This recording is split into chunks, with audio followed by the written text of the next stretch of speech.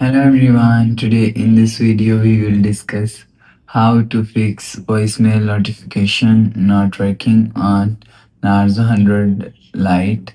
Let's start the video if you want to fix this problem. So go to app library.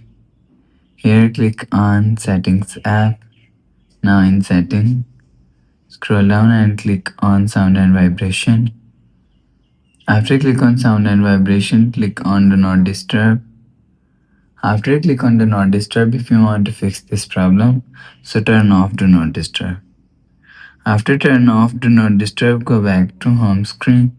You will see your problem is solved.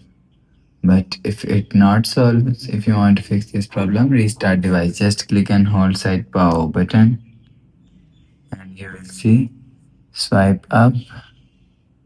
After swipe up and you will see your phone is restart. After restarting, enter phone pin. You will see your problem is solved. But if it not solved, click on settings app, scroll down and click on notification, allow notification. After allow notification, go back to home screen. You will see your problem is solved. But if it doesn't fix this problem, so last solution is reset all settings.